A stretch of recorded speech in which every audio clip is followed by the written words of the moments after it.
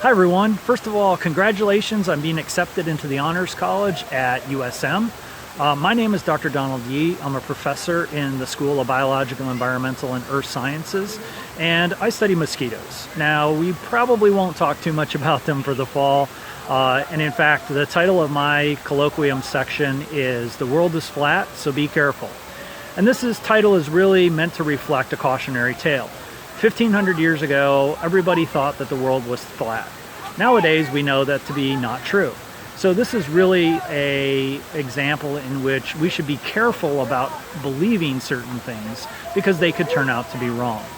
In my section, we're going to explore certainty and uncertainty from the standpoint of not only how do we understand what is certain, how do we come to terms with certainty, but how do we challenge certainty so that way we can actually get to the truth or the root of the problem.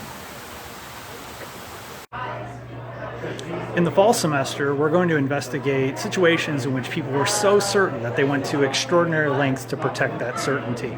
So for instance, U.S. politicians who made case against perhaps foreign governments infiltrating the United States at all levels, situations in which communities subjected their citizens to trials thinking that they were witches and were causing all those societal ills, and situations more modern, like my little friend over here, where people have convinced themselves that there are large humanoid-like creatures roaming the forest throughout the United States.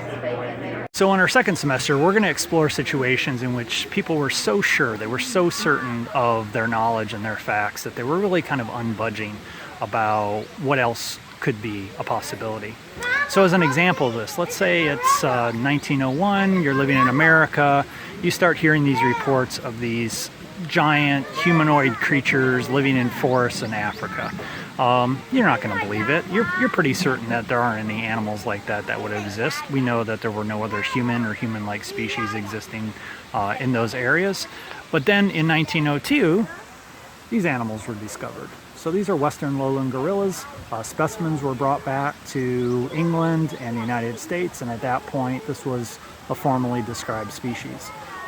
So that really changed our conception of what it is to be human and our knowledge of human relatives. And so that's one of the examples in which certainty has really affected our understanding of the natural world. So I really hope you do consider joining my class this semester. I'm looking for students to go on this adventure with me into certainty and uncertainty. If you have interests in biology, anthropology, disease, history, politics, or the unknown, then you should definitely consider signing up for my class. And don't forget, the world is flat, so be careful.